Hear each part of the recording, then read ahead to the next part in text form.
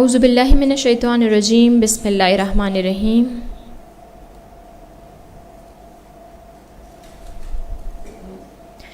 सल्लल्लाहु अलैहि वालैहि वसल्लम।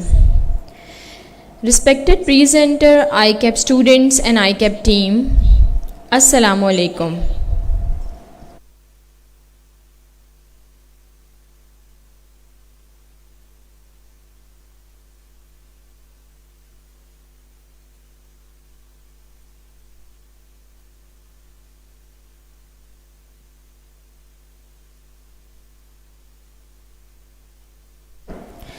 Students, today we are conducting third of fifth session on CAF 3, Cost and Management Accounting.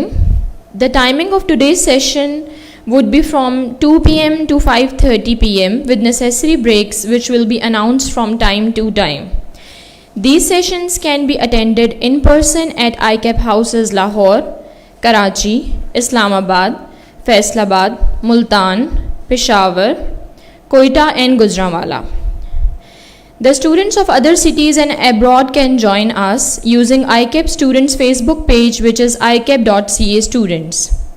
The students on Facebook page can ask their questions in comment section. The material being used today will be available through a link in comment section of this video. This link will be pinned so that students can find it easily. We are lucky enough that we have Mr. Atif Abidi with us for this session. He has more than 16 years of teaching experience in the areas of corporate and business law, auditing and assurance, business management, and other related areas. He has written dozens of books for CA students. His dedication and deliberation have really made CA easy. He is a champion of education and an inspiration to its students. He is already well known to most of you. Please welcome Mr. Atif. Thank you.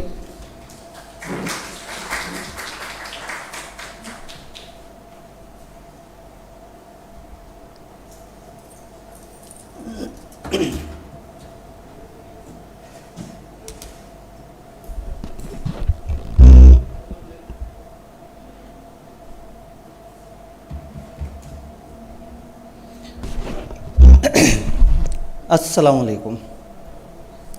Hopefully आप लोग साथ साथ चल रहे होंगे।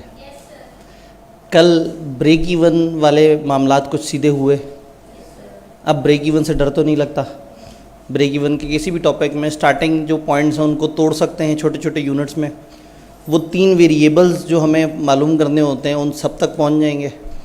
Margin of safety दिया हुआ हो, CS रेशो दी हुई हो तो उसके जो ऑपोजिट्स हैं वो भी निकाल लेंगे तो बस ठीक है, फिर we are good to go. हर दिन कोई ना कोई एक मेन टॉपिक होता है। आज का दिन बाकी सारे टॉपिक्स के साथ सेंटर में डिसीजन मेकिंग है, जो कि ICAP का तकरीबन सबसे पसंदीदा टॉपिक है और सबसे ज़्यादा दफ़ा रिपीट भी हुआ है और उसके मार्क्स भी समटाइम्स काफ़ी ज़्यादा होते हैं। हम उस पर भी बात करेंगे और छोटे छोटे से टॉपिक्स को फिर हम साथ कनेक्ट करते चले जाएंगे। वो लोग जो बार बार पूछ रहे थे लिंक का, वहाँ पे फेसबुक पे कमेंट्स में भी साथ दिया होता है, लेकिन समटाइम आप उस पर नहीं पहुँच पाते क्योंकि लाइव आप जब वीडियो देख रहे होते हैं तो कमेंट्स आगे पीछे से इंक हुए हुए होते हैं। तो ये सामने स्क्रीन पे QR कोड भी आ रहा है जो CMA का क्रैश कोर्स का हमने जो ग्रुप बनाया है जिसके अंदर हम सारा मटेरियल और सारी चीज़ें डाल रहे हैं और इसी के साथ गूगल ड्राइव का लिंक भी शेयर कर देते हैं जिस गूगल ड्राइव के लिंक में चीज़ें पड़ी हैं। तो हर दिन जितना भी हो रहा है हम उसको 2-3 हिस्सों में तोड़ के और फ़ौरन से यूट्यूब पे अवेलेबल करते हैं। लास्ट डे में आपको ICAP का जो यूट्यूब चैनल है वहाँ पे जाके बाकायदा आपको दिखाऊंगा कि वहाँ पे कुछ प्लेलिस्ट्स क्रिएट होती हैं और वहाँ पे सारा डाटा जो है वो ये रिवीजन क्लासेस होने के बाद अपलोड हो जाता है। तो वो ICAP की तरफ से स्टूडेंट्स के लिए पिछले 2-3 सेशंस का भी, सर लास्ट 2-3 सेशंस का डाटा पड़ा हुआ है यूट्यूब पे। 4 सेशंस लास्ट 4 सेशंस का। फॉर एग्जांपल आप FR2 तैयार कर रहे हैं, आप CMA तैयार कर रहे हैं, आप लॉ तैयार कर रहे हैं, कुछ भी तैयार कर रहे हैं और जहाँ टीचर आए उन्होंने स्पेसिफिक एरिया पे डिस्कशन की और आप चाहते हैं कि इससे ज़्यादा मजीद भी कुछ मिल जाता है रिवीजन में, तो समटाइम क्या होगा कि हो सकता है आप कम्बिनेशन बना लें। आप पिछली 2-3 अटैम्प्ट्स के अगर रिवीजन क्लासेज उठाएं तो हो सकता है उसमें कलेक्टिवली आपको मिला के अच्छे टॉपिक्स की प्रैक्टिस मिल जाए। तो ICAP का जो पूरा डाटा बैंक बना हुआ है यूट्यूब चैनल जो ICAP पाकिस्तान है उसके अंदर आपको maximum CA Pakistan ICAP.CA Pakistan, ठीक है, उसका जो हैंडल होगा यूट्यूब का ICAP.CA पाकिस्तान जो है उसके ऊपर सारी चीज़ें जो है ना वो अवेलेबल होती हैं। तो इस ग्रुप के लिंक का मकसद ये है कि आप इस ग्रुप में आएँ और हम यहाँ पे डेली बेसिस पे लिंक डाटा जो पिछले दिन कवर हुआ हो तो उसकी स्लाइड्स वो सब डाल रहे होते हैं। स्लाइड्स तकरीबन लेट नाइट में अपलोड हो रही होती हैं, जो हमने पढ़ा होता है वो उन तमाम निशानों समेत जो है वो PDF में कन्वर्ट करके वहाँ पर डाल दिया जाता है, ताकि आप उसको अगर क्रॉस रेफ़र करना चाहें तो करें। फिर इस ग्रुप का फ़ायदा ये होगा कि बाद में हम लोग सेशंस ख़त्म होने के बाद भी मैंने आपको बताया था कि हम दिन में इसको एक सिलेक्टेड टाइम के लिए इसे ओपन करेंगे, सारे स्टूडेंट्स के जितने भी सवाल हैं वो कर लें और फिर एक टाइम पे उन सारों को आंसर कर रहे होंगे, ताकि ग्रुप से सारे डिस्टर्ब भी ना हो और इस ग्रुप का फ़ायदा भी हो जाए इंशाल्लाह ताला। विदाउट वेस्टिंग टाइम हम आगे चलते हैं। टारगेट कॉस्टिंग, पहली बात ये है कि ये टॉपिक है ही नहीं, ये एवं ही धक्के से क्रिएट कर दिया है। वेरिएंस और प्रोसेस के दरमियान सजा हुआ है टॉपिक, और वेरिएंस और प्रोसेस आपने देखा है कि बड़ा इंपॉर्टेंट है और तकरीबन हर पेपर में इनकी मिक्सिंग आ रही है। अगर कम हो एक की तो दूसरी की मिक्सिंग ज़्यादा हो जाती है। जो हमारा सेंटर वाला जोन था ना 20 से 30 नंबर का, उसमें वेरिएंस और प्रोसेस अहम है, और टारगेट कॉस्टिंग जो है ना उसमें यूँ समझें कि ज़रा थोड़ा सा ऐसे है जैसे ग्रुप बी में कमती लो कि इतने भारी सब्जेक्ट में ना अचानक से एक नन्ना मुन्ना सा सब्जेक्ट आ जाता है तो लोगों के चेहरों में मुस्कुराहट आ जाती है कि अच्छा चलो हमारे पास कुछ सांस लेने को है। तो इसी तरह से टारगेट कॉस्टिंग जो है ना वो बड़ा एक मज़ेदार सा टॉपिक है, और टारगेट कॉस्टिंग में नई बात नहीं है, बातें हमने पहले से डिस्कस की हुई हैं। इनफैक्ट हम लोगों ने एक सवाल मैथ के बहाने से टारगेट कॉस्टिंग का देख भी लिया था।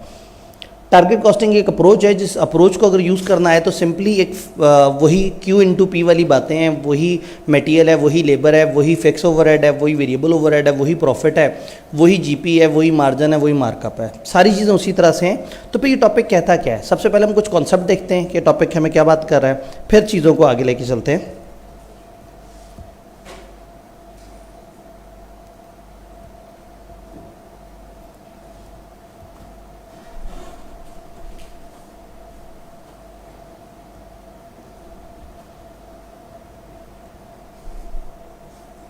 नहीं जी, with quick support of IT जो है हम दोबारा वापस आ चुके हैं। टारगेट कॉस्टिंग वही अभी तक जो कॉस्ट अकाउंटिंग में हम चीज़ें पढ़ते आए हैं, बस उसको एक डिफरेंट तरीके से देखना है। टारगेट कॉस्टिंग का मतलब क्या है? आप एक कॉस्ट को आइडेंटिफाई कर लेते हैं कि this should be the ideal cost. Normally क्या होता है, नॉर्मली आप कहते हैं मटेरियल कितने का लगा, लेबर कितने का लगा, ओवरहेड कितने के लगे, टोटल खर्चा इतना लगा, पता लगा जी टोटल खर्चा है 100 रुपये का। आपने कहा 100 रुपये का खर्चा है, चलो एक काम करते हैं 130 रुपये सेलिंग प्राइस रख देते हैं। टारगेट कॉस्टिंग में नॉर्मली क्या होता है कि आप एक नई प्रोडक्ट की तरफ आ रहे हैं, अब आप ये नहीं देख रहे होते कि आप कॉस्ट प्लस प्राइसिंग की तरफ जाएँ, कि आप कॉस्ट सेट करें और कॉस्ट के हिसाब से तय करें कि अब आपने क्या करना है। आप डिफरेंट मैकेनिज्म से आते हैं, आप सेलिंग प्राइस की तरफ पहले पहुँचते हैं। आप देखते हैं कि ये इस तरह की मार्केट है, यहाँ इस तरह की मार्केट में हमें इतनी सेलिंग प्राइस रखनी चाहिए। फिर आप ये कहते हैं कि अच्छा इतनी सेलिंग प्राइस, और कंपनी की एक पॉलिसी है कि हमने 20%, 10%, 15% प्रॉफिट भी कमाना है। तो फॉर एग्जांपल आपने सेट कर दिया जी सेलिंग प्राइस हमारी 150 होनी चाहिए, और आपने कहा प्रॉफिट हमारा को 30 रुपये का होना चाहिए बीच में, जो भी मार्कअप मार्जिन की परसेंटेज रख ली। तो यू नो कि आपकी जो कॉस्ट है वो 120 होनी चाहिए, है नहीं 120 होनी चाहिए। तो ये बेसिकली आपकी वो आइडियल टारगेट कॉस्ट होती है जो आप निकालते हैं। फिर एक्चुअल कॉस्ट के कंपोनेंट पे काम करते हैं, वो एग्जैक्टली 120 नहीं होते, वो कभी उससे थोड़े से कम भी हो सकते हैं, उससे ज़्यादा भी हो सकते हैं। तो फिर हम आइडेंटिफाई करते हैं कि इसके दरमियान क्या गैप है और उस गैप पे काम करने की कोशिश करते हैं। तो टारगेट कॉस्टिंग में सिर्फ ये कॉन्सेप्ट है कि आपकी सेलिंग प्राइस, जैसे सामने अगर स्क्रीन पे एग्जांपल देखें तो सेलिंग प्राइस 100 है, 20 आपने सोचा कि डिज़ायर प्रॉफिट होना चाहिए, तो 80 आपकी टारगेट कॉस्ट है। जब आपने कॉस्ट के कंपोनेंट देखे तो 85 बन रहे थे, यानी कि मटेरियल, लेबर, ओवरहेड वगैरह डाल के। तो अब इसका मतलब है ये दरमियान में 5 रुपये का गैप आया है। अब आपने 5 रुपये अपनी कॉस्ट को कम करने की कोशिश करनी है। तो टारगेट कॉस्टिंग है तो एक अप्रोच, लेकिन ये थ्योरेटिकल अप्रोच है।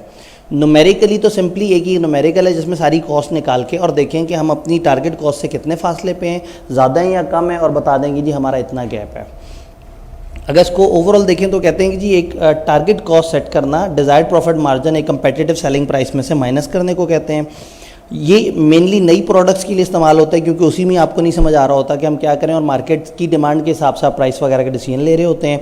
और फिर आपको अंदाज़ा लगाना होता है कि कितनी हम कॉस्ट इस प्रोडक्ट में ले जा सकते हैं अपना उस डिज़ायर्ड लेवल का प्रॉफिट कमाने के लिए। फिर आप उस कॉस्ट को मैनेज करने की कोशिश करते हैं। अगर स्टेप्स की बात करें तो सबसे पहले देखें कि प्रोडक्ट क्या है, जिसकी को बेचने की बात हो रही है, उसका कितना वॉल्यूम आप बेच सकेंगे। फिर उस वॉल्यूम पे कंपनी की स्ट्रेटेजी क्या है कि कंपनी कितने रुपए पे उसको ऑफर करने लगी है। कहीं आपको कंपेटिटिव प्राइसिंग पे आना पड़ता है, कहीं प्रीमियम प्राइसिंग कर देते हैं, कहीं लो प्राइसिंग भी करते हैं। नई प्रोडक्ट तो वैसे ही चैलेंज होता है। तो आप प्रोडक्ट सोचेंगे, प्रोडक्ट की सेलिंग प्राइस सोचेंगे, फिर सोचेंगे हमारा प्रॉफिट कितना होना चाहिए, फिर टारगेट कॉस्ट निकालेंगे। जो सेलिंग प्राइस आपने 100 की सोची है उसमें से अपनी ख्वाहिश का प्रॉफिट 20 माइनस कर दिया, 80 के हम कॉस्ट पे आ गए। ये वो कॉस्ट है जो आइडियली हमारी होनी चाहिए, इसे कहते हैं टारगेट कॉस्ट। लेकिन असल में एस्टिमेट करें कॉस्ट को तो पता लगा जैसे हमारी एग्जांपल में को 85 हो गई।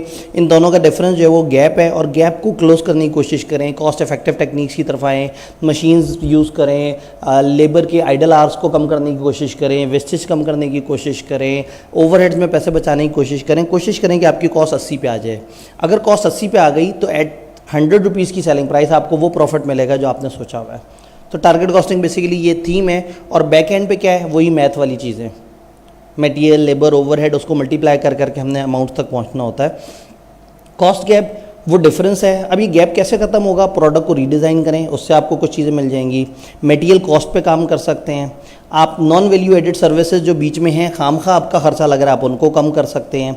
आप स्टैंडर्डाइज कंपोनेंट्स यूज़ करें, बने बनाए मार्केट के अच्छे कंपोनेंट, जिससे आपको कम टाइम में प्रोडक्शन हो जाएगी, आपके लॉसेस भी कम होंगे। स्टाफ को ट्रेन करें, इकोनॉमीज ऑफ स्केल की तरफ आएँ, कॉस्ट रिडक्शन की तरफ आएँ, लर्निंग कर्व वगैरह की तरफ आएँ। तो देर आर मल्टीपल वेज जिनके थ्रू जो है वो आप इस चीज़ को अचीव कर सकते हैं कि आप कॉस्ट गैप को मैनेज करें। ये थ्योरेटिकल डिस्कशन है, इसके ऊपर थ्योरेटिकल सवाल कभी भी आ सकता है। न्यूमेरिकली आपको चीज़ें पता हैं। फ़ायदे क्या हैं, आपको प्रोडक्ट कॉस्ट अंडरस्टैंड करने में ज़्यादा फ़ायदा मिलता है। आप अपनी कॉस्ट रिडक्शन बेहतर तरीके से कर सकते हैं। आप फाइनल कस्टमर को फोकस कर सकते हैं, बजाय इसके कि मैं कहूँ मेरा खर्चा इतना लग गया, मैं तो इतने का बेचूंगा। नहीं, आप कहेंगे वो क्या चाहता है, वो कितने में खरीदना चाहता है। वहाँ से रिवर्स करके आएंगे, अच्छा वो इतने का खरीदना चाहता है, मैं इतना प्रॉफिट चाहता हूँ, तो इतनी कॉस्ट में मुझे खेलना है, मैंने इसके अंदर अंदर मैनेज करके दिखाना है। देन रिड्यूसिंग कॉस्ट के लिए आपको हेल्प मिल जाती है, इसमें आपकी प्रोसेस इंप्रूवमेंट हो जाती है, कॉस्ट कटिंग होती है। जब आप इस कॉस्ट के पीछे पड़ते हैं तो अल्टीमेटली आपको मेथड समझ आते हैं कि मैं अपनी कॉस्ट को और इन सारी चीज़ों को कंट्रोल कैसे कर सकता हूँ। थोड़ा आगे चलते हैं। एग्जाम्पल्स ही है कि 25% अगर सेलिंग प्राइस है और आप चाहते हैं कि मार्कअप 25% हो। लो जी, आप चाहते हैं 25% मार्कअप और सेलिंग प्राइस कितनी है 250। याद है वो हमारा एक टोटका तरीका होता था, सी, पी और एस। मार्कअप दिया हुआ है ना, तो मार्कअप होता है प्रॉफिट ओवर कॉस्ट। तो पे सेल कितनी होनी चाहिए इस सामने की सिचुएशन में, मार्कअप है ना, तो 25 प्रॉफिट में रखा और 100 मार्जिन होता, तो 25 प्रॉफिट में रखता और 100 सेल में रखता। तो जाहिर है C plus P equal to S है, तो ये 125 होना चाहिए। अब हमने कहा था कि जो मालूम है उससे डिवाइड करें और जहाँ जाना है उससे मल्टीप्लाई करें। मुझे मालूम है सेलिंग प्राइस, सेलिंग प्राइस को अपने वाली भाई से डिवाइड किया, सेलिंग वाले से, और जाना कहाँ है कॉस्ट पे, 100 से मल्टीप्लाई कर दिया। तो उससे अल्टीमेटली हम लोग जो है वो कॉस्ट तक पहुंच जाएंगे जो आइडियली हमारी कॉस्ट होनी चाहिए कि हाँ ये कॉस्ट होगी तो बात बनेगी, अदरवाइज़ बात नहीं बनेगी। क्या बात समझ आ रही है? तो अगेन ये वाली अप्रोच हमें समझ आती है कि हम क्या ऐसा करें, किस तरह से करें, मार्कअप मार्जिन वगैरह को आपस में किस तरह से मल्टीप्लाई डिवाइड करेंगे जिससे बात बन जाए। तो इससे आपकी कॉस्ट जो है वो 200 रुपये आ जाएगी गालबन। 125 से डिवाइड करेंगे, 100 से मल्टीप्लाई करेंगे तो 200 आपकी कॉस्ट आ जाएगी। अब आप 200 में ज़रा मार्कअप 25% ऐड करके देखें, 200 का 25% 50, तो इसका मतलब है सेल 250, इसका मतलब हमने सही किया। तो टोटका आपके जहन में है कि आपने सी, पी और एस लिखना है, जो पता है जिस पे खड़े हैं उससे डिवाइड करें और जहाँ जाना है उसे मल्टीप्लाई करें, फिर फार्मूले सब कुछ इग्नोर किए जा सकते हैं। खैर हम बात ये कर रहे थे कि ये इस अप्रोच से हमें ये अंदाज़ा हो जाता है कि हमारी आइडियली कॉस्ट क्या होनी चाहिए। मैंने किसी ना किसी और तरीके से मार्कअप को मार्जिन में कन्वर्ट करके निकाला हुआ है, उससे भी बात उतनी बन गई है। अच्छा, फिर पता ही लगा कि आइडियल कॉस्ट तो 200 है, ख्वाहिश हमारी 200 तक जाने की है, लेकिन जो एक्सपेक्टेड कॉस्ट है वो 210 है। तो अब 10 रुपये का गैप नज़र आ गया है, इस गैप पे अब हमें काम करना होगा। तो ये एक न्यूमेरिकल इसकी इंटरप्रिटेशन है। अगर आप न्यूमेरिकल पूछें तो इसमें 6-7 सवाल आपको पेपर में नज़र आते हैं, वो भी मुख्तलिफ टॉपिक्स के साथ मिक्स हुए हुए। ये सवाल हमें बड़ा देखा देखा सा लग रहा है। सेल इतनी है, मटेरियल इतना है, स्किल्ड लेबर इतना है, सेमी स्किल्ड लेबर इतना है, फलाना इतना है, इसके कंपोनेंट्स दिए हुए हैं, नीचे कुछ फैक्टर्स दिए हुए हैं, 10% प्रोडक्शन बढ़ जाएगी, 60% जो है वो हम एसोसिएटेड कंपनी से डिस्काउंट पे लेंगे, 4% स्किल लेबर, 40% स्किल लेबर के साथ ये हो जाएगा, ओवरऑल इन्फ्लेशन 10% है। जब हम मैथ की ओवरऑल प्रैक्टिस कर रहे थे तो एग्जैक्टली इसी न्यूमेरिकल को, जो कि स्प्रिंग 2021 का क्वेश्चन नंबर 7 है, इसको हम आपके सामने डिस्कस किया था। तो टारगेट कॉस्टिंग में अब इसमें क्या रिक्वायरमेंट, उन्होंने कहा सेलिंग प्राइस निकालें, आप सेलिंग प्राइस निकालें नेक्स्ट ईयर की, तो और आप क्रॉस प्रॉफिट मार्जिन रखना चाह रहे हैं पिछले साल वाला ही। तो पिछले साल का ग्रॉस प्रॉफिट मार्जिन हमने देखा था, और लास्ट टाइम भी हमने क्या किया था, हमने कॉस्ट कैलकुलेट करके उसमें उतना प्रॉफिट ऐड करके और हम एंड पे पहुंच गए थे। तो टेक्निकली कॉस्ट, प्रॉफिट और सेल, और ये कॉस्ट के बाद सेल तक का सफ़र, सेल के बाद कॉस्ट का सफ़र हम बड़े आराम से टारगेट कॉस्टिंग में क्लासीफाई कर सकते हैं। अगर मेरा दिल करे तो मैं उसको उठा के मैथ के अंदर क्लासीफाई कर दूं और एक टॉपिक बना दूं पास पेपर में मैथ्स, और बहुत सारे सवाल उसमें उठा के डाल दूं। तो ये मैथ का सवाल था, ये आप लोगों ने देखा हुआ है, जस्ट आपको दोबारा दिखा दूं कि मटेरियल में एग्जिस्टिंग में हमने तमाम कंपोनेंट्स मल्टीप्लाई किए थे, इसमें मल्टीप्लाई किए थे स्किल्ड लेबर, फिर स्किल्ड और सेमी स्किल्ड को हमने अलग अलग वर्किंग कर ली थी, सेमी स्किल्ड कितना रिप्लेस हुआ, स्किल्ड कितना गया। तो ये वही वाला सवाल है आपके सामने दोबारा से, इसमें कोई नई चेंज नहीं है, सब कुछ उसी तरीके से, वही मल्टीप्लाई वही डिवाइड, लेकिन सॉर्ट ऑफ के हमने ये समझ आ गया कि टारगेट कॉस्टिंग का सवाल सीधा सीधा मैथ वाला सवाल है। अगर इसमें मज़ीद सवालों की बात करें तो सवालों के अंदर जाहिर है वो मटेरियल, लेबर, ओवरहेड और इन सारी चीज़ों को लेके चलते हैं। तो कल हम लोगों ने लर्निंग कर्व के बारे में बातें पढ़ी थी, तो मैंने आपको बताया था कि लर्निंग कर्व कुछ जगह इस्तेमाल होता है। तो हम देखेंगे टारगेट कॉस्टिंग के 1-2 सवाल हैं जिसमें लेबर की मिक्सिंग भी है, तो उससे हमें ज़रा दोनों टॉपिक्स को साथ में हेल्प मिलेगी समझने में। बस दुआ ये करनी है कि हमारी ये डिवाइस हमें ये सब करने दे।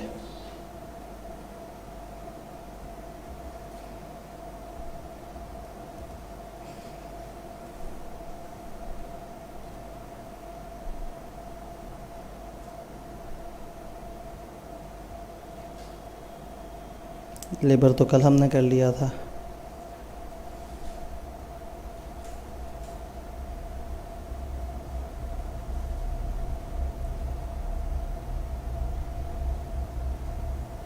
नहीं,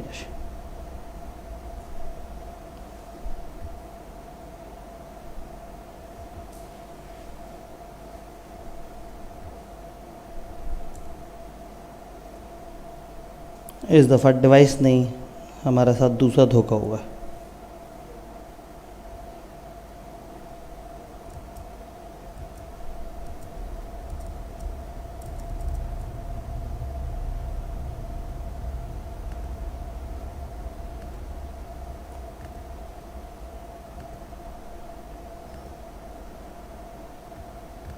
हमारी टारगेट कॉस्टिंग जो है वो गायब हो गई, शायद इसको याद हो।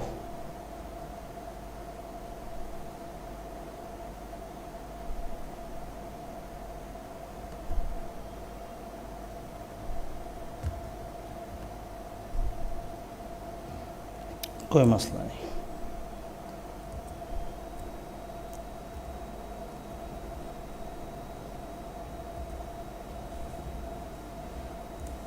हमने लेबर में भी वो सवाल सजाए हुए थे, शायद इसी बुरे वक्त के लिए।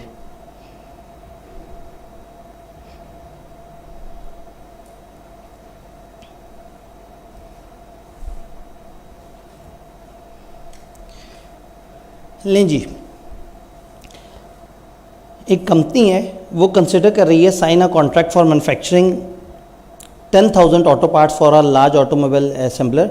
The parts would be produce in batches of 500 units each.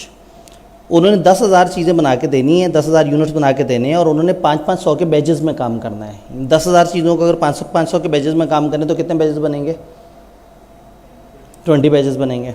Estimated cost first batch की दी हुई है। उन्होंने कहा फर्स्ट बैच पे आपका डायरेक्ट मटेरियल लगेगा 1,35,000 का, डायरेक्ट लेबर लगेगी 225 की, और उसमें आर्स भी बता दिए उन्होंने, जिससे आपको पर आर का भी अंदाज़ा हो सकता है। वेरिएबल ओवरहेड उन्होंने बता दी है। सेटअप कॉस्ट पर बैच बता दिया कि हाँ भाई हर बैच पे हमारी सेटअप कॉस्ट इतनी लगेगी। फिक्स कॉस्ट बता दी कि डेप्रिसिएशन जो है इस प्रोजेक्ट के लिए जो चीज़ खरीदी है उसकी डेप्रिसिएशन 45,000 है, और एग्जिस्टिंग ओवरहेड्स को अगर हम एलोकेट करें तो वो 24,000 बनते हैं। लेकिन जो डायरेक्टली इस प्रोजेक्ट के लिए वो कितनी है? 45,000। पहले बैच की कॉस्ट उन्होंने निकाल दी। एडिशनल इन्फॉर्मेशन ये है कि सेटअप कॉस्ट पर बैच, अब वो जाहिर है थोड़ी सी मैथ तो लेके आएंगे, 5-4 कंपोनेंट बताए, अब हर कंपोनेंट के बारे में थोड़ी सी इन्फॉर्मेशन दे रहे हैं। Setup cost per batch would be reduce by 5% for each subsequent batch, however there would be no further reduction in setup cost from the 5th batch onwards. आपकी सेटअप कॉस्ट पहली दफ़ा 40,000 की है, अगले बैच में कम हो जाएगी 5%, उससे अगले में मज़ीद 5%, उससे अगले में मज़ीद 5%, कम होते होते 5th बैच से ऑनवर्ड जो है वो फर्दर रिडक्शन नहीं होगी। लर्निंग कर्व 90% है, लेकिन वो फर्स्ट 8 बैचेस तक रहेगा, उसके बाद वो स्टैग्नेंट हो जाएगा। इंडेक्स 90% लर्निंग कर्व का खुद ही बता दिया, वो जो लॉग वाला फार्मूला था उसका जवाब उन्होंने हमें पहले से ही बता दिया है। वो कहते हैं बताओ क्या कॉन्ट्रैक्ट प्राइस हो जिससे आपको 30% का प्रॉफिट भी हो जाए। कॉन्ट्रैक्ट की वो क्या प्राइस होगी जिससे आपको 30% का प्रॉफिट हो जाए। तो इसका मतलब ये है कि फिर हमें जो है वो कॉस्ट निकालनी होगी और उसके साथ फिर देखना होगा कि 30% प्रॉफिट के साथ उसकी क्या सिचुएशन बनती है। बात समझ आ रही है? बात समझ आ रही है? अब इसके लिए जो है हमें यहाँ पे खाली स्लाइड देखनी पड़ेगी जो हमें यहाँ नहीं मिलेगी।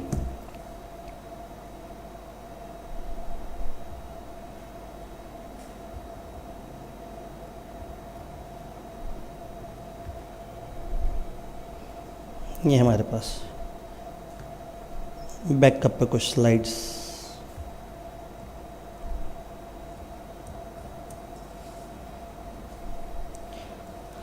हाँ जी। डायरेक्ट मटेरियल एक ख़ास रुपए का है और कितने बैचेस हैं? ये एक बैच का है, बैचेस कितने हैं? 20। और डायरेक्ट मटेरियल से रिलेटेड को खास इन्फॉर्मेशन अलग से इन्होंने दी है? डायरेक्ट मटेरियल की कोई एडिशनल इन्फॉर्मेशन नहीं है। तो आपने कहा ठीक है जी भाई, हमारा जो डायरेक्ट मटेरियल है वो 135,000 इंटू ये हमारी इसकी कॉस्ट लगनी चाहिए। फिर आपको बताया गया डायरेक्ट लेबर, लेकिन लेबर से रिलेटेड आपको बताया उन्होंने लर्निंग कर्व का फैक्टर। लर्निंग कर्व के फैक्टर से आपके जो आर्स हैं वो थोड़े से डिफरेंट हो जाएंगे। अगर ये टोटल कॉस्ट है और ये आर्स हैं तो पर आर कितना रुपए का होगा लेबर? लेबर की टोटल कॉस्ट 2,50,000 है और 1,500 आर्स हैं, डिवाइड करके मुझे बताएं 150। तो एक काम करते हैं, हम अपने फॉर्मेट में लिख देते हैं कि जो लेबर है वो 150 के रेट से मल्टीप्लाई होगा और जो उसके आर्स आएंगे ना उसमें लिख देते हैं कि वो वर्किंग फॉर एग्जांपल 1 से आएंगे। क्योंकि अब उसमें लर्निंग कर्व है तो लर्निंग कर्व का हमें वो फार्मूला वगैरह लगाना पड़ेगा और उससे हमें लेबर के आर्स पता लगेंगे। फिर क्या हुआ? वेरिएबल ओवरहेड दिए हैं 120 पर डायरेक्ट लेबर आर, तो हम यहाँ लिख दें वेरिएबल ओवरहेड, वही आर्स जो ऊपर आए हुए होंगे उसको मल्टीप्लाई कर देंगे हम 120 से, यहाँ पे भी लिख देते हैं वर्किंग 1। अब सवाल मिले तो उसके लाइन आइटम सजाना शुरू कर दिया करें, जो जो फ़ौरन मिलता जाए वो लिख दें, जो नहीं मिल रहा उसमें गैप दे के खाली जगह, लेकिन कम से कम अपने स्टेप्स वो कर दिए। फिर आपको पता होगा कि मैंने नीचे इन्फॉर्मेशन में से क्या क्या चीज़ें ऊपर लेके जानी है। और क्या चक्कर था? और था सेटअप कॉस्ट पर बैच 40,000 है पहले बैच की, फिर क्या हो रहा है 5% रिड्यूस हो रही है हर सब्सिक्वेंट बैच में और कोई फर्दर रिडक्शन सेटअप कॉस्ट में 5वें बैच से ऑनवर्ड नहीं है। तो पहली दफ़ा 40,000 हो रहा होगा, अगली दफ़ा उसमें 5% कम हो जाएगा, फिर 5% कम होगा, फिर 5% कम होगा और 5वें बैच तक ऐसे रहेगा और 5वें बैच से ऑनवर्ड स्टैग्नेंट हो जाएगा। मेरा दिल करता है यहाँ पे फ़ौरन से एक्सपोनेंशियल का फार्मूला लगा लिया जाए और उसकी बेस पे डिफरेंशियल निकाल लिया जाए, लेकिन हम बहुत ज़्यादा मैथ में नहीं जाएंगे। अगर तो ये काम हमें 25 बैचेस तक करना होता तो फिर हम बहुत ज़्यादा फार्मूले और इस तरफ आते। तो एक काम करते हैं, ज़रा थोड़ा सा इसको देख साइड पे कहीं बनाने की कोशिश करते हैं। अगर 40,000 फर्स्ट बैच का है और अगली दफ़ा वाला इससे 5% कम है तो इसका आपने 40,000 लिख के इक्वल टू दबा देना है, फिर मल्टीप्लाई कर देना है 0.95 से, कितना आया 38,000। फिर कहीं आंसर मल्टीप्लाई बाय 0.95 जी 361, फ़ौरन से दोबारा से करें 3 2 और फिर फ़ौरन से कर लें 3 5 8 0। पहले 4 बैच तक गिर रही और 5वें से आगे स्टैग्नेंट हो जाएगी। इसका मतलब है कि 5वें से लेके 20वें तक 16 बैचेज़ ये हैं और पीछे 4 बैच हैं।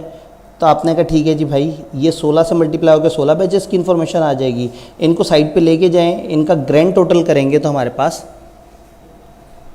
सेटअप की कॉस्ट आ जाएगी। उन्होंने कहा ना पहला 40,000 है, उसके बाद हर अगले पे 5-5% कम हो रहा है और 5वें से ऑनवर्ड वो स्टैग्नेंट हो जाएगा, बराबर हो जाएगा, उतना ही रहेगा।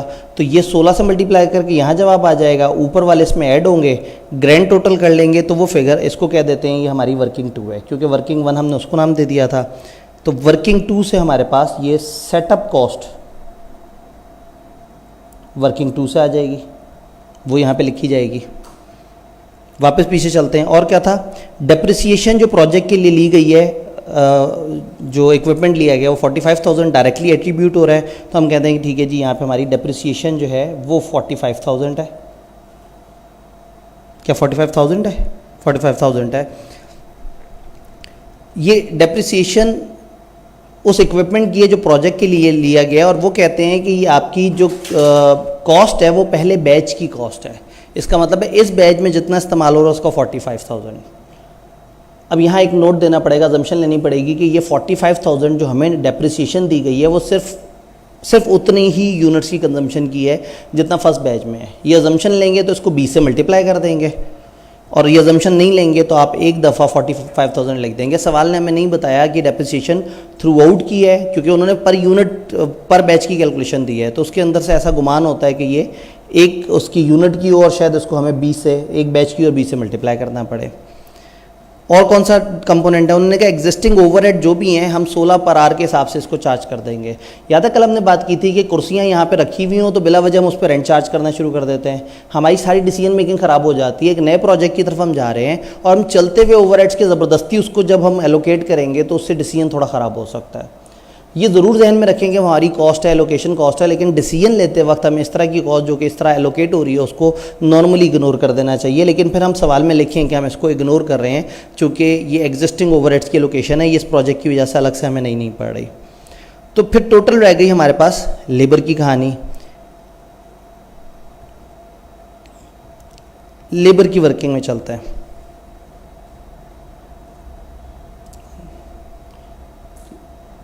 यहीं पे कर लेता हूँ लेबर की working. y is equal to a x की पावर b, याद है a क्या होता है, पहले यूनिट की जो आर्स हैं, x क्या होता है, कितने नंबर ऑफ यूनिट्स हैं या कितने नंबर ऑफ बैचेज हैं या व्हाट्सएवर, और b क्या होता है, b उस लर्निंग कर्व का वो जो फार्मूला होता है वो उन्होंने हमें वैल्यू दी हुई है। अच्छा, इससे जो निकलता है वो y क्या होता है ये समझना ज़रूरी है। क्या y टोटल आवर्स निकाल के देता है? नहीं, हमें एवरेज आवर्स निकाल के देता है। सवाल ने हमें क्या कहा, उन्होंने कहा भाई आपके पहले 8 बैचेस तक लर्निंग कर्व अप्लाई होगा, उसके बाद सीधा हो जाएगा मामला।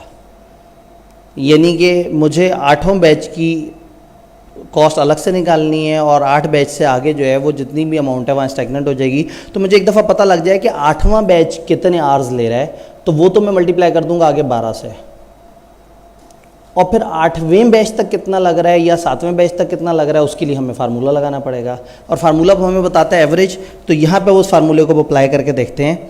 यानी कि अगर मैं देखना चाह रहा हूँ कि 8th बैच की एवरेज क्या है, तो फिर क्या होगा, y इज इक्वल टू, पहली दफ़ा आर्स कितने लगे हैं,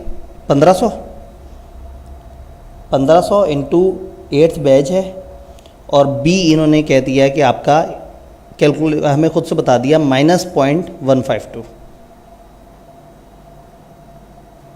इससे मेरे पास y का जवाब आ जाएगा 1093.5। चलें 1094 कर लेते हैं। 1094 y आ गया हमारे पास।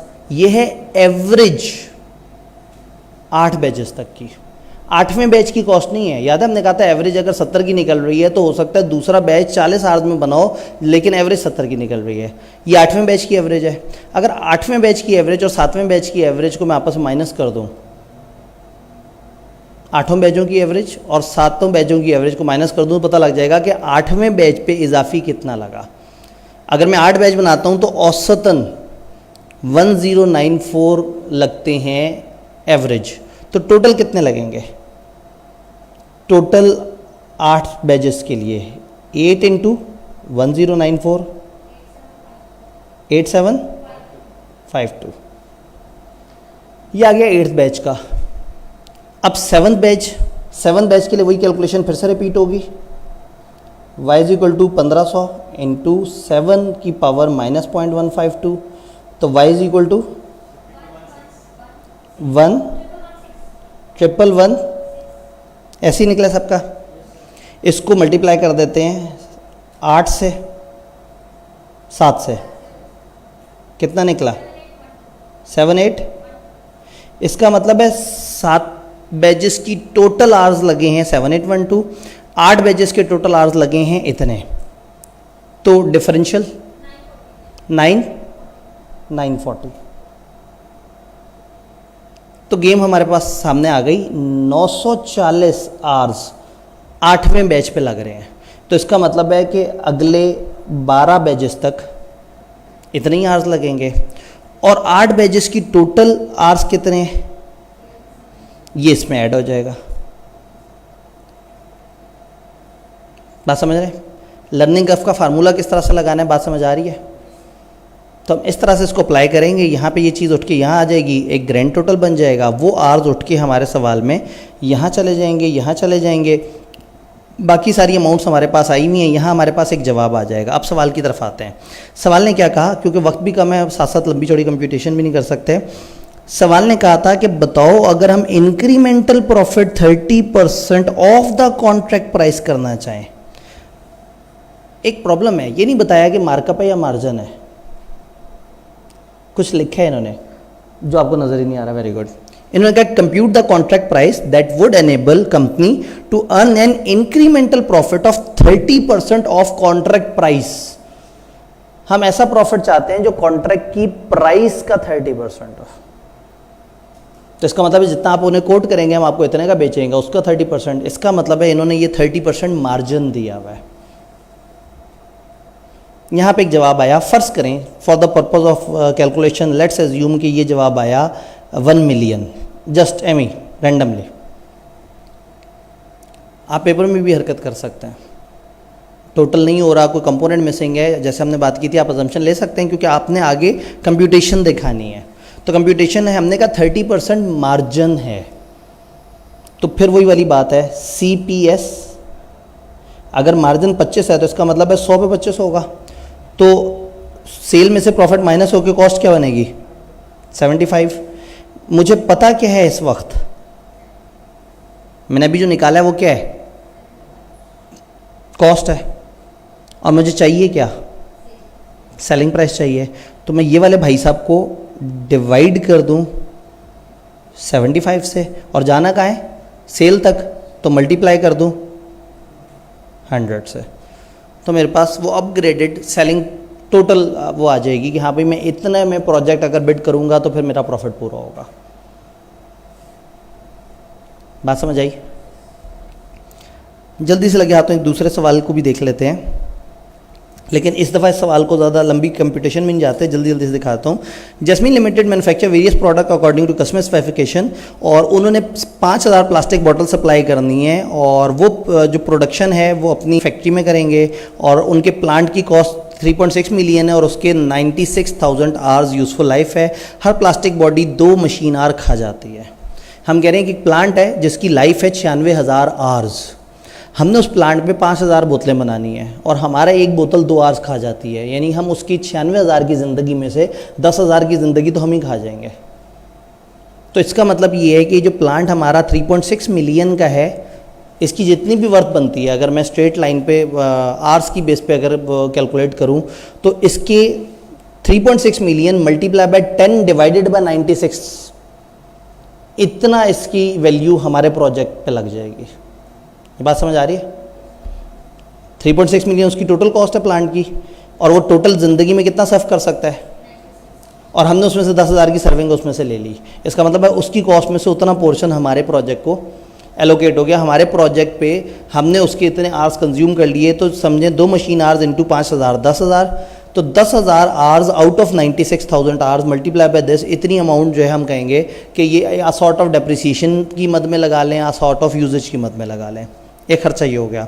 प्रोडक्शन 10 बैचेज में होगी 500 यूनिट्स ईच, 10 बैच होंगे और हर बैच में कितने यूनिट्स होंगे 500। पहले बैच की कॉस्ट दी हुई है direct material, direct labour, overhead, variable और फिक्स ओवरहेड। वो कह रहे हैं ओवरहेड में डेप्रिसिएशन नहीं है, इसका मतलब वो डेप्रिसिएशन हम अलग से लगाएं। डायरेक्ट मटेरियल कंजम्पशन रिड्यूस हो जाएगी 5% से हर सब्सिक्वेंट बैच में अप टू थर्ड बैच और फिर कांस्टेंट हो जाएगी।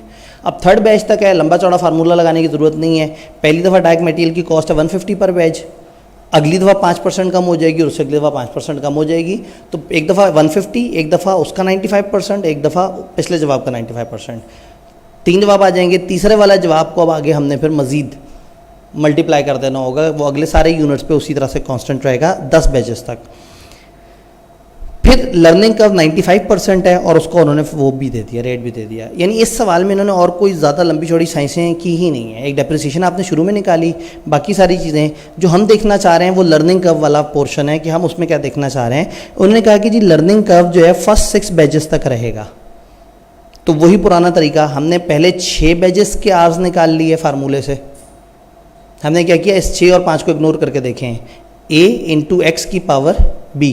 ए था पहली दफ़ा 1500 आवर्स, फिर 6 बैच छठा और ऊपर पावर, तो 6 बैचेस तक टोटल आवर्स इतने आ गए, 5 बैचेस तक टोटल आवर्स इतने आ गए। तो इसका मतलब है छठा बैच इतने आवर्स में बना, उसको 4 से मल्टीप्लाई कर दिया तो 7 बैच ऑनवर्ड आ गया। 6 बैचेस तक ये 7882 था और ये इजाफी जो अगले 4 का है वो यहाँ आया और ये ग्रैंड टोटल ऐड हो गया।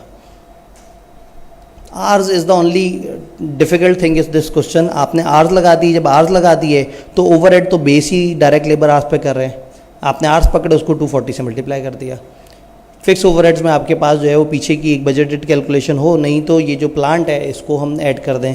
वो क्या कहते हैं, वो कहते हैं एक बिड अमाउंट बताएं जो आपको नज़र नहीं आ रहा, जो जेएल कोट करे ताकि 30% कंट्रीब्यूशन मार्जिन आ जाए। इस दफ़ा अजीब सी बात कर दी, उन्होंने कहा एक ऐसी कोटेशन दो। लें जी, मैं ये कहता हूँ कि हम कहीं चलते चलते ये सारे कंपोनेंट लिखे और हम पहुँच गए टोटल कॉस्ट 50,000 पे फ़र्ज़ करें। इस दफ़ा उन्होंने क्या कहा है, उन्होंने कहा भाई हम 30% कंट्रीब्यूशन मार्जिन कमाना चाह रहे हैं। क्या कमाना चाह रहे हैं, CS रेशो 30%। उन्होंने कहा भाई CS रेशो है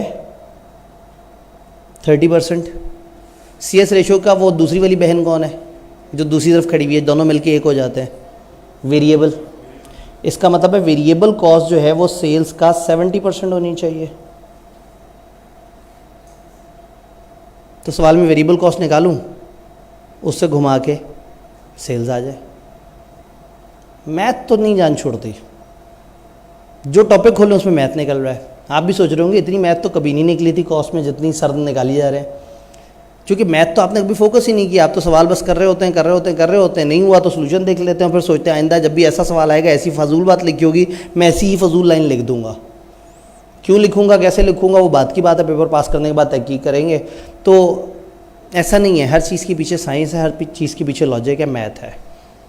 दामन वक्त में जगह नहीं है समेटते हुए। टारगेट कॉस्टिंग एक बहुत ही आसान सा टॉपिक है, स्ट्रेट फॉरवर्ड सी इसकी थ्योरी है। सिर्फ एक अप्रोच है कि आपने एक सेलिंग प्राइस से अपनी पसंद की कॉस्ट तक पहुंचना है, फिर असल वाली कॉस्ट जो एक्सपेक्टेड कॉस्ट है उसके साथ उसके गैप को देखना है, और अगर वो गैप ज़्यादा है तो फिर आपने उस गैप को कम करते हुए कोशिश करना है कि आपकी कॉस्ट उस 80 तक आ जाए, ताकि आप उतना 20 का प्रॉफिट कमाएँ और आप कॉस्ट रिडक्शन टेक्निक्स वगैरह पर भी काम करें। लेकिन इसका सवाल क्या होगा, इसका सवाल टारगेट कॉस्टिंग का मैथ की तरह से ही होगा। जो हमने पहले ही दिन मैथ वाली बातें की थी, तो इसके सारे सवाल में ऐसे ही होगा, 4-5 कंपोनेंट दिए होंगे, आप उनकी वर्किंग करके एक जवाब निकालेंगे, फिर C से S तक जाना होगा या S से C तक आना होगा, या मार्कअप लगाना होगा या मार्जिन लगाना होगा, और इस तरह का सवाल भी हो सकता है कि CS रेशो दे दी। तो सिर्फ इस तरह की वो आपसे मैथ करवाएंगे और आप एक जवाब तक पहुँच जाएंगे। तो ये बड़े मज़े के आसान से सवाल होते हैं, गिनती के चंद सवाल हैं, और 2 लेबर के साथ मिक्स हुए हैं जिनको अभी हमने देखा। एक आध हमने पीछे मैथ करते हुए देख लिया था, एक आध डिसीजन मेकिंग से मिल के आता है। तो समहाउ कहीं ना कहीं जो है वो चीज़ें कवर हो जाती हैं। वक्त कम और मुकाबला सख्त। लेबर की स्लाइड्स ने हमें बचा लिया।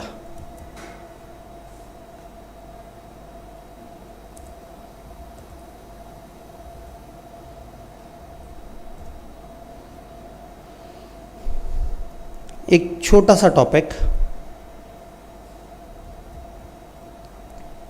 मटेरियल की वैल्यूएशन। आपका जो मटेरियल है ना, किताब ने उसको दो हिस्सों में तोड़ दिया। एक को वो कहते हैं मटेरियल की वैल्यूएशन और एक को वो कहते हैं उसकी मैनेजमेंट। यानी यूँ समझें कि इन्वेंट्री की वैल्यूएशन और इन्वेंट्री की मैनेजमेंट। किताब में शुरू के ही चैप्टर्स में उन्होंने ये ब्रेकअप कर दिया, लेकिन हमें ये पता है कि जो वैल्यूएशन है वो शुरू वाले एरिया में आता है। सिलेबस के जहाँ बेसिक्स है ना, वहाँ पे वैल्यूएशन आ जाता है, और जो इन्वेंट्री की मैनेजमेंट है वो चला जाता है डिसीजन मेकिंग वगैरह के पास। डिसीजन मेकिंग, ब्रेक इवन अपने इन भाइयों के पास चला जाता है, जिसमें डिसीजन मेकिंग, ब्रेक इवन और इन्वेंट्री मैनेजमेंट है। ये तीनों टॉपिक ऐसे हैं जो डिसीजन मेकिंग की तरफ हमें लेके जा रहे होते हैं। तो इन्वेंट्री की वैल्यूएशन हम अभी देखेंगे, और इंशाल्लाह ताला डे एंड पे अगर हमने डिसीजन मेकिंग अच्छे टाइम से ख़त्म कर ली तो फिर हमें इन्वेंट्री की मैनेजमेंट के अंदर जल्दी जल्दी से उसके जितने सवाल देख सके वो देखेंगे। ब्रेक्स में मैं साथ साथ एस्टिमेट करता जाऊंगा कि आप कितना रिमेनिंग टाइम है और कितने सवाल करने चाहिए। बट कोई भी सवाल जो आपको स्क्रीन पर नज़र आ गया उसका सोल्यूशन फिर आपको मिल जाएगा, क्योंकि वो नज़र आया था तो अब आपको अधूरा तो नहीं छोड़ा जा सकता। मटेरियल में मोटी मोटी बातें क्या है, वो कहते हैं कि जी कुछ डॉक्यूमेंट्स से जो मटेरियल में यूज़ होते हैं, मटेरियल रिक्विजिशन। जब प्रोडक्शन डिपार्टमेंट वाले स्टोर से कहते हैं भाईजान हमें मटेरियल चाहिए, अच्छा स्टोर के पास नहीं पड़ा हुआ होता, वो परेशान हो जाते हैं, वो कह देते हैं परचेज़ वालों से कि भाई हमें मटेरियल चाहिए, उसको कहते हैं परचेज़ रिक्विजिशन। परचेज़ वाले सप्लायर से कहते हैं हमें मटेरियल चाहिए, उसे कहते हैं परचेज़ ऑर्डर। सप्लायर कंपनी के वेयर हाउस में भेजता है तो आपके पास आता है good receive note, good dispatch note, इस तरह के डॉक्यूमेंट्स। जो हमारी तरफ से लोगों ने रिसीव किया होता है वो गुड रिसीव नोट दे देते हैं, और जो आगे जब उसको इशू किया जाता है अगले डिपार्टमेंट को तो वो बन जाता है गुड इशू नोट। चंद डॉक्यूमेंट्स हैं, आईकेप की किताब को लगा आपको बता देने चाहिए तो मैंने उठा के वहाँ से पेस्ट कर दिया। मैं कोशिश करूँगी बीच बीच में जो भी टॉपिक आ रहा है उसमें आईकेप की किताब में जो जो चीज़ें लिखी हैं जो शायद आपने कभी ना देखी हो किसी वजह से, और आप बस एक टॉपिक के सवाल करते जाएँ तो मैं थ्योरेटिकली उसको वो कर दूँ कि खुदा ना खास्ता कभी भी किसी थ्योरी के सवाल में आ जाए तो हमें पता हो। देन फिर क्या है, इन्वेंट्री की कॉस्ट। इन्वेंट्री तीन तरह की होती है आप जानते हैं, raw material, work in process और फिनिश गुड्स। अब रॉ मटेरियल की कॉस्ट में क्या होता है, उसकी परचेज पे कितना खर्चा लगा, उस पर कोई इंपोर्ट ड्यूटी टैक्स वगैरह दिए आपने, कोई इनपुट के टैक्स वगैरह दिए आपने, उसकी ट्रांसपोर्ट, उसकी हैंडलिंग और तमाम खर्चे जो उसको अपने पास लाने तक के हैं वो सब रॉ मटेरियल के ऊपर आपके लग रहे होते हैं। फिर आपको होता है वर्क इन प्रोसेस होता है। वर्क इन प्रोसेस, आपके पास रॉ मटेरियल रखा हुआ है, अब आप क्या करते हैं, आप काम करना शुरू करते हैं। Work in process is like कि आपके पास कुछ हज़ार केजी लकड़ी पड़ी हुई है और कुछ लेबर बैठे हुए हैं फारिग और उन्होंने काम करना है। आपने उनसे कहा हाँ भाई चलो भाई तुम लोग कुर्सियों पे काम करना शुरू कर दो। वो कुर्सियाँ बना रहे थे, 70% कुर्सियाँ बनाई थी कि अचानक से ईयर एंड आ गया। अब आप इसको रॉ मटेरियल भी नहीं कह सकते जो आधी बनी हुई कुर्सी है, और इसको फिनिश गुड्स भी नहीं कह सकते, तो इसको क्या कहते हैं, वर्क इन प्रोसेस। बचपन में कभी FR1 में भी पढ़ा था, मैं यहाँ दोबारा से भी रिपीट करूँगा अगर हमें आखिरी दिन मौका मिला इंशाल्लाह, कि आपको पता है कि मटेरियल का लेजर है, जो जो मटेरियल खरीदते जा रहे हैं वो लेफ्ट पे आ रहा है, और फिर यहाँ से मटेरियल आ जाता है वर्क इन प्रोसेस में जितना इशू हो रहा है। फिर लेबर के खर्चे उठा के हम वर्क इन प्रोसेस में डालते हैं, ओवरहेड वर्क इन, तो वर्क इन प्रोसेस के डेबिट में मटेरियल लेबर ओवरहेड आ जाता है, और यहाँ से क्रेडिट होकर वो फिनिश गुड में जाता है, और फिनिश गुड से वो आगे सेल हो जाता है। तो ये एक पूरा मैकेनिज्म चलता है। तो वर्क इन प्रोसेस में रॉ मटेरियल होगा, डायरेक्ट लेबर होगा, प्रोडक्शन ओवरहेड्स होंगे, और जो भी उस पर काम हुआ होगा, जितने % काम हुआ होगा उतना। स्पेयर्स, स्टोर स्पेयर्स, टूल्स वगैरह ये रॉ मटेरियल की तरह से होते हैं, इसमें कोई बहुत लंबी चौड़ी साइंस नहीं होती।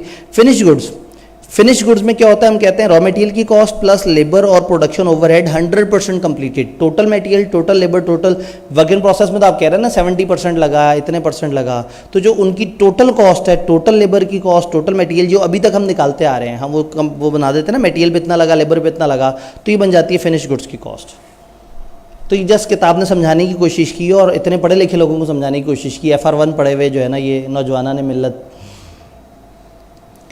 इन्वेंट्री में मशहूर ज़माना कॉन्सेप्ट क्या है कि इन्वेंट्री को कैसे मेजर करना चाहिए, वैल्यू करना चाहिए, लोअर ऑफ कॉस्ट और NRV।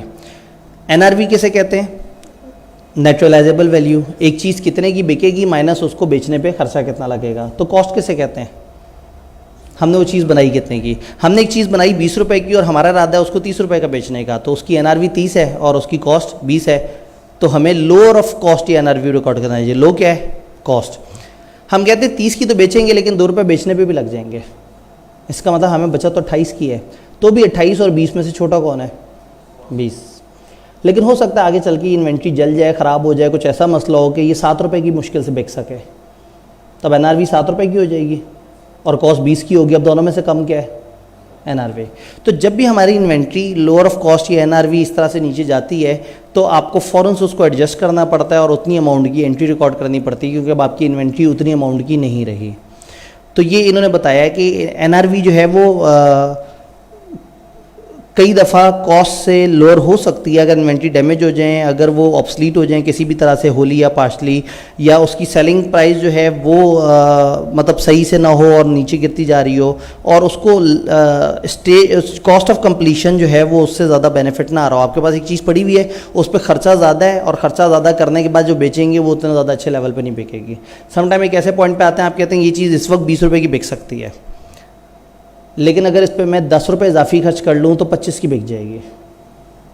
आज 20 की बिक सकती है, अगर 10 इजाफी खर्च कर लूँ तो 25 की। तो फिर आप हिसाब लगाते हैं कि क्या मैं अगले प्रोसेस में उसे डालूँ या ना डालूँ। अगर 10 रुपये ज़्यादा खर्च करके इजाफी 5 रुपये आने हैं तो क्या फ़ायदा उसको वो प्रोसेस करने का। तो इस तरह की फिर कुछ समटाइम डिसीजन मेकिंग होती है। तो अब NRV को अगर हम देखें तो NRV में हम कह सकते हैं selling price less expense to sell less expense to complete. तो उससे भी हमें समटाइम एक NRV पता लग जाती है।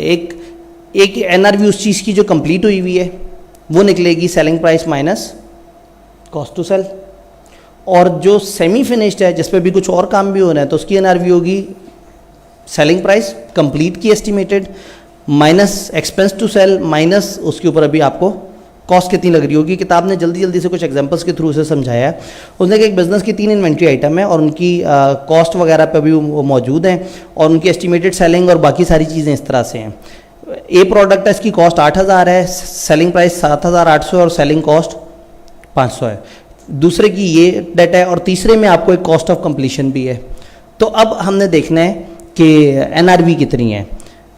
A1 की NRV है 7800 माइनस 500, B की NRV है selling price minus selling cost, और C की NRV है 14000 माइनस 1500 माइनस 200। सेलिंग कॉस्ट को भी माइनस कर रहे हैं और किसको माइनस कर रहे हैं, कॉस्ट टू कंप्लीशन।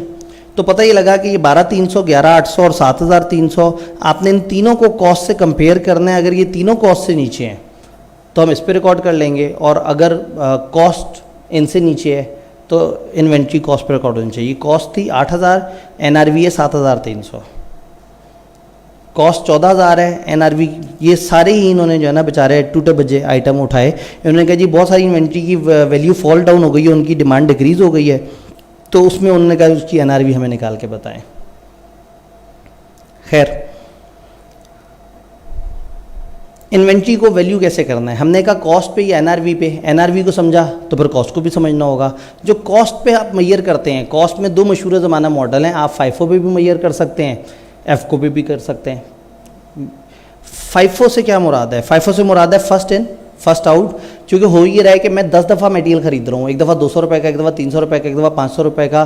तो अब जब मैं यूज़ कर रहा हूँ प्रोडक्शन में, तो मैं जो मटेरियल यूज़ कर रहा हूँ वो 100 रुपये वाला है, 200 रुपये वाला है, 300 रुपये वाला, और जो मेरे पास क्लोजिंग स्टॉक पड़ा हुआ है वो कितने रुपए वाला है। इस चीज़ के लिए हमारे 2 मेथड हैं। एक है FIFO first in first out, जो पहले आएगा पहले इस्तेमाल होगा।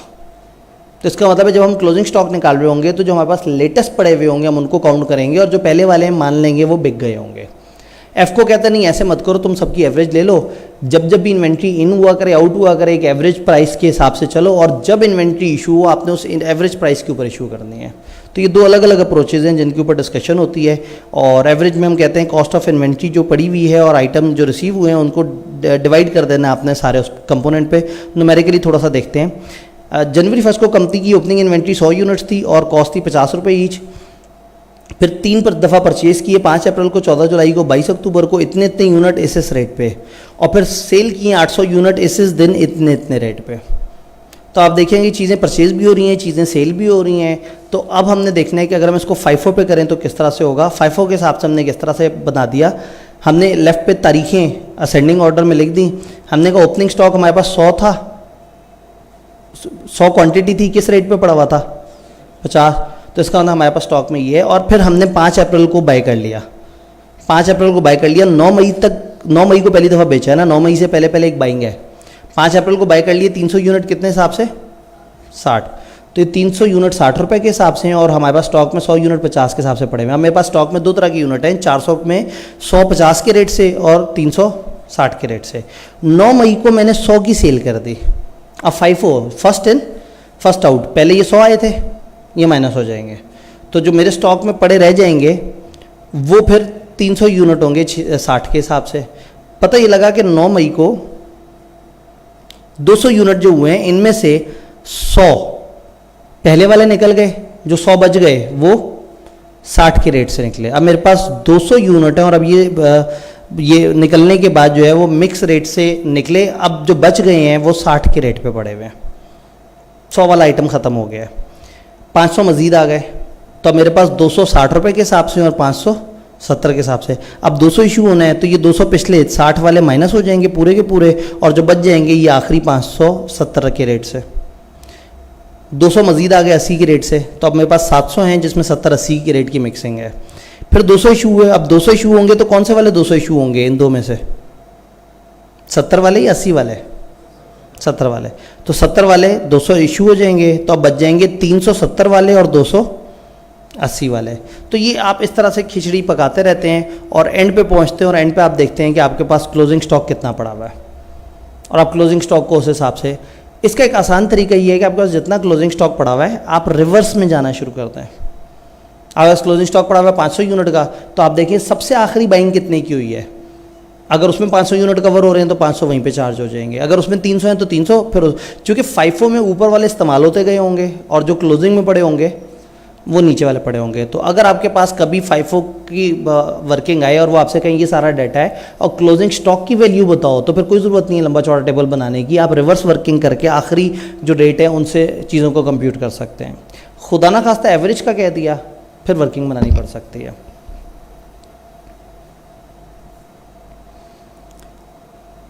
अब एवरेज में क्या हो रहा है, 150 के हिसाब से थे 360 के हिसाब से हमने एक एवरेज निकाल ली, 400 क्वांटिटी 23,000 की कॉस्ट है, तो एवरेज आ गई 57.5। जब 200 इशू हुए तो इसी रेट पे हुए और जो बच गए वो भी इसी रेट पे पड़े हुए हैं। फिर 570 के हिसाब से आ गया, 257.5 के रेट से पड़े हैं और 570 के रेट से, इसका 11,500, इसका 35,000, इस टोटल को पकड़ा और इस 700 से डिवाइड कर दिया, तो जवाब आ गया हमारे पास 66.42। तो अब मेरे पास 700 यूनिट पड़े हुए हैं औसतन एवरेज 66.4 के रेट से। 200 इशू होंगे इसी रेट से, जो 500 बच जाएंगे वो भी इसी रेट पे पड़े हुए होंगे, फिर 80 नए आ गए, तो 566 के हैं 280 के हिसाब से, ये टोटल कॉस्ट को टोटल यूनिट से डिवाइड किया, मेरे पास नई एवरेज आ गई 70। तो आप इस तरह से एवरेज निकालते जाते हैं, एंड पे जो स्टॉक बचता है वो जो सबसे आखिरी एवरेज निकली होती है उस पर मैयर हो रहा होता है। काफ़ी बच्चों वाली बातें FR1 में आप पढ़ते हैं, लेकिन पुराने ज़माने में ICAP कभी कभार इस तरह का सवाल दे देता था, लेकिन अब चूंकि पहला जोन नंबर ज़्यादा का हो गया है तो कभी भी हो सकता है कि पेपर में अचानक से आपको वो ये सवाल दे दें 6-8 नंबर के लिए, और आप सोचेंगे इतना बच्चों वाला सवाल था, मैंने तो इसके फॉर्मेट तक को नहीं देखा हुआ था। तो एटलीस्ट हमने थोड़ा सा सेफ रहना है, वक्त कम मुकाबला सख्त। FIFO के फ़ायदे नुकसान क्या हैं, सीधी सी बात है, लॉजिकल है, जो चीज़ पहले आएगी वो पहले इस्तेमाल होनी चाहिए, इसको समझना समझाना आसान है। इससे रिप्लेसमेंट कॉस्ट लेटेस्ट मिलती है। इन्वेंट्री की जब आप वैल्यू निकालते हैं तो 15 महीने पुरानी वैल्यूज़ नहीं निकलती हैं, आज की लेटेस्ट पिछले महीने की, पिछले हफ्ते की वैल्यूज़ निकलती हैं। डिसएडवांटेज क्या है, बहुत मुश्किल हो जाएगा, आपके पास 5 तरह के आइटम पड़े हैं, पांचों की अलग अलग कॉस्ट है, फिर पूरा हिसाब किताब लगाते रहेंगे कि अच्छा कौन सा कितना है, कौन सा कितना। मैनेजर को कॉस्ट कंपेयर करना और डिसीजन करना भी मुश्किल हो जाएगा। और हाई इन्फ्लेशन के टाइम में तो आपकी जो इशू प्राइस है वो तो बहुत पीछे होगी। आपने पेट्रोल खरीद के अपने पंप में रखा हुआ है 200 रुपये का, गवर्नमेंट ने अचानक से कर दिया 273 रुपये का, और आप चल रहे हैं FIFO पे, और आप सोचें कस्टमर को जो मैंने इशू किया वो 200 रुपये कॉस्ट वाला पेट्रोल की है,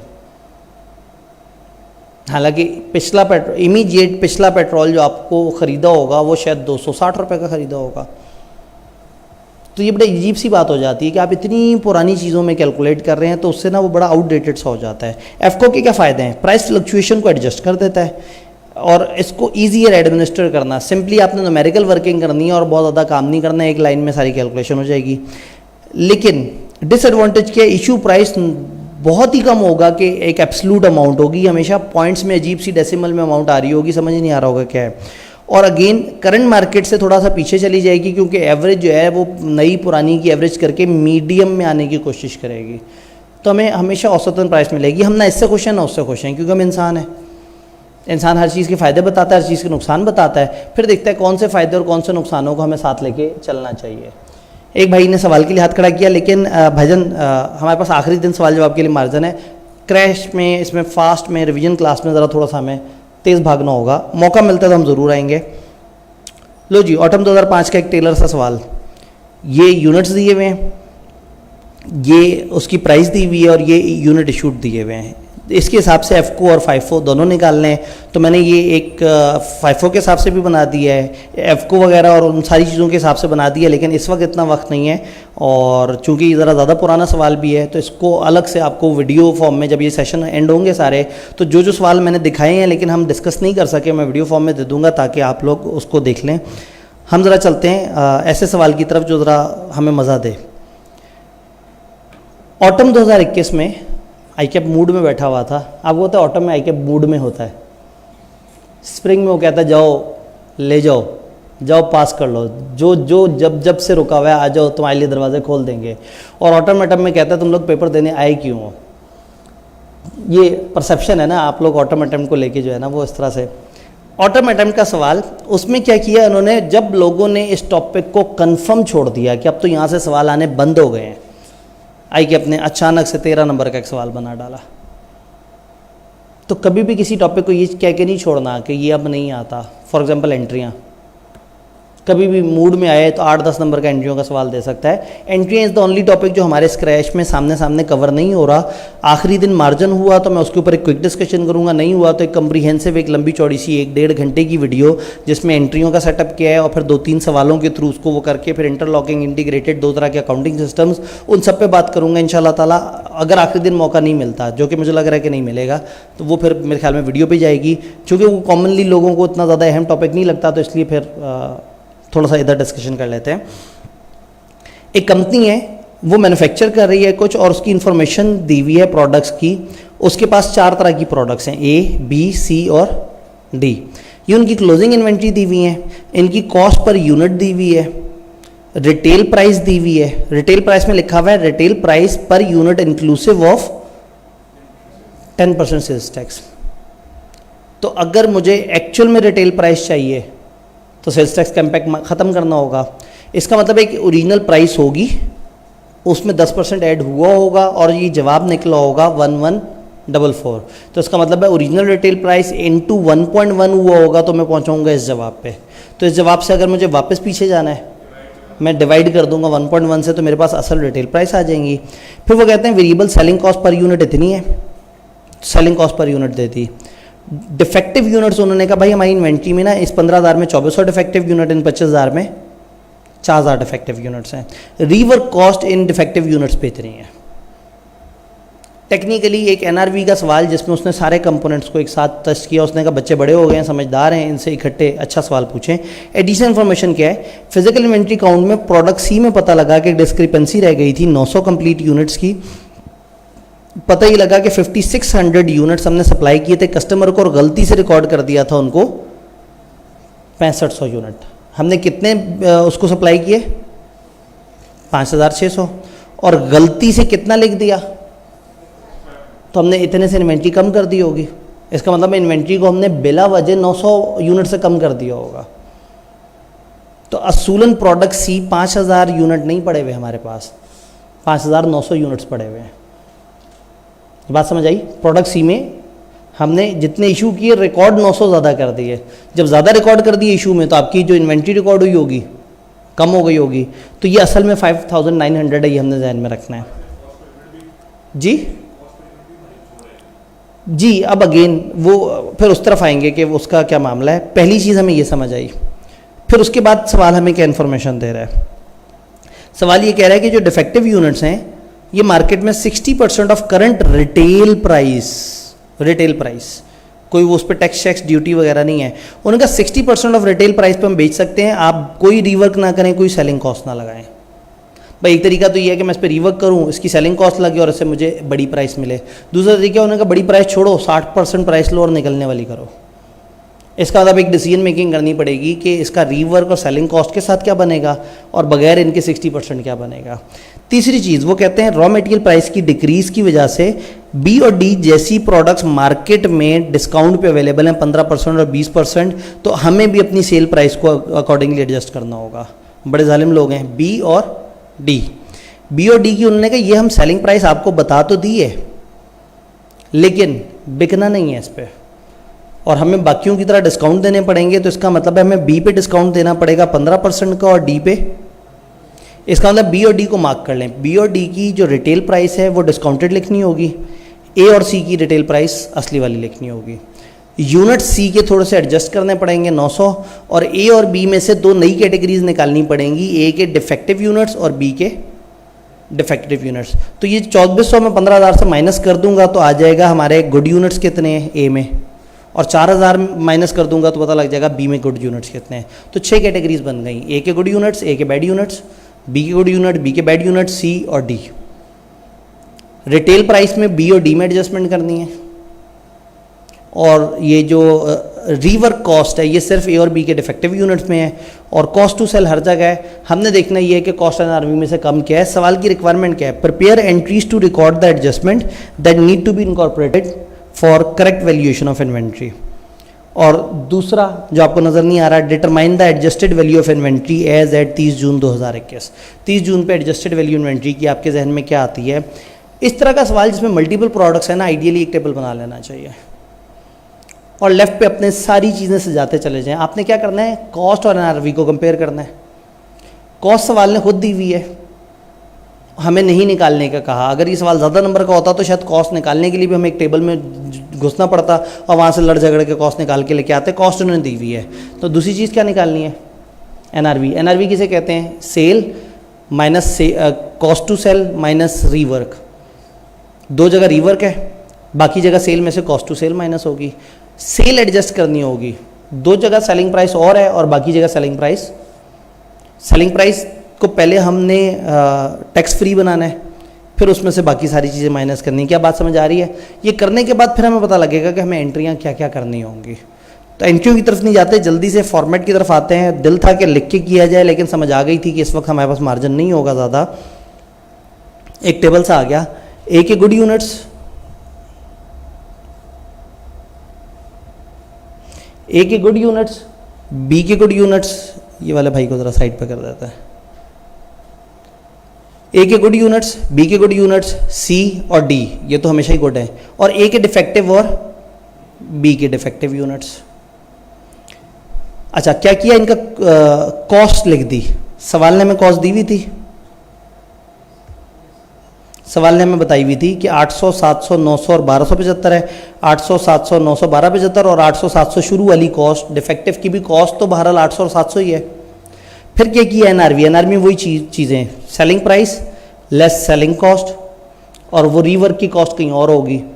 उधर भी एक डिसीजन मेकिंग थी कि रीवर्क की तरफ जाएं या ना जाएं, तो उसको ज़रा साइड पे वर्किंग ले जाते हैं। ये मैं पहले क्या किया, जितनी भी सेलिंग प्राइस है ना सबकी, वो 1.1 से डिवाइड कर दी है। ए और सी की वही प्राइस जो थी उसको डिवाइड कर दिया, और बी और डी के केस में वो जो 15% और 20% डिस्काउंट था उसको इनकॉर्पोरेट करके उसकी नई सेलिंग प्राइस निकाल दी, सबकी सेलिंग प्राइस लिख दी। अब डिसीजन ये है कि मैं रीवर्क करूं या ना करूं, ये एक वर्किंग बना दी।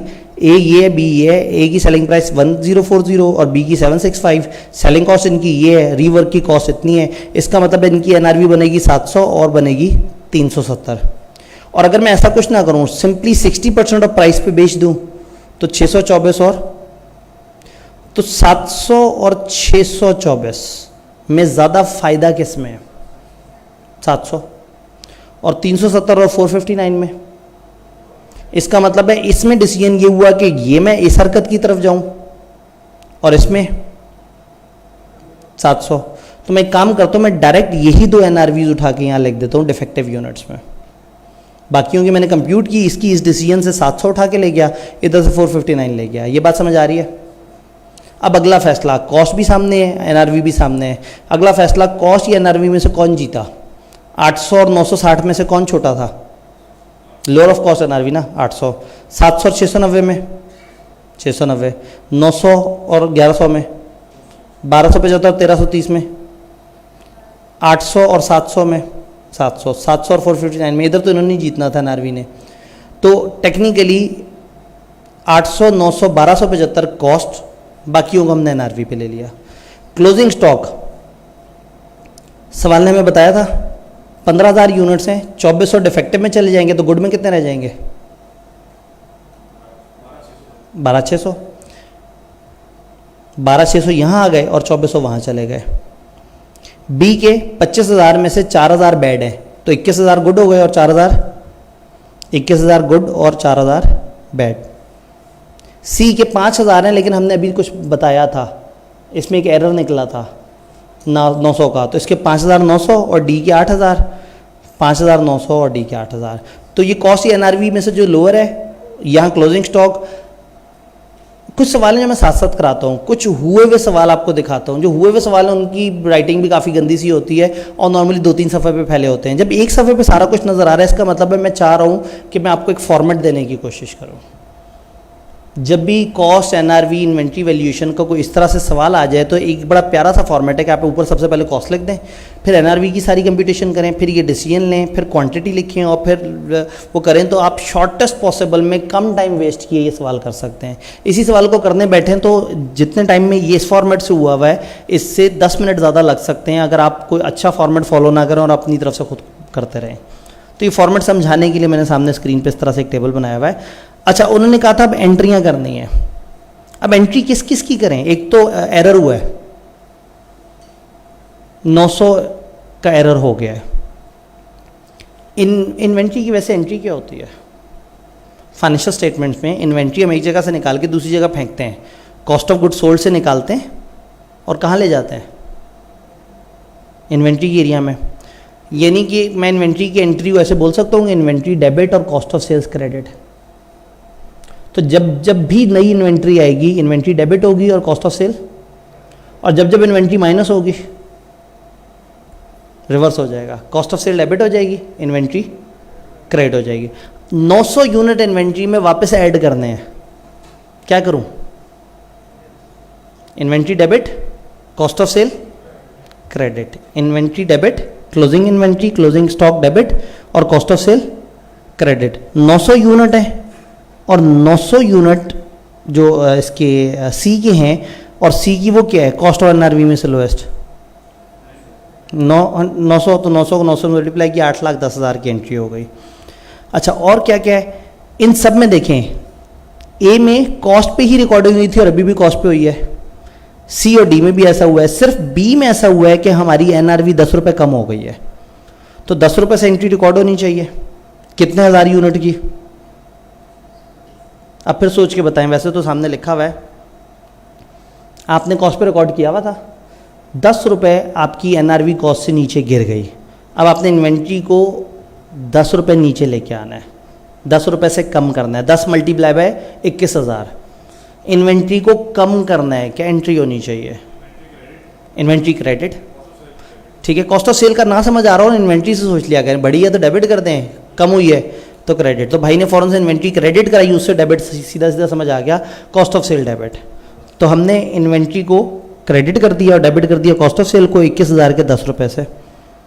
अच्छा, और क्या हुआ है? ए और बी अपने कॉस्ट से एनआरवी पे चले गए हैं। इनकी कॉस्ट 800 थी और ये 700 की एनआरवी पे, 100 रुपये का फ़र्क, 2400 यूनिट पे, और इधर 700 से 459 कम हुए, उतना डिफरेंस 4000 यूनिट्स पे।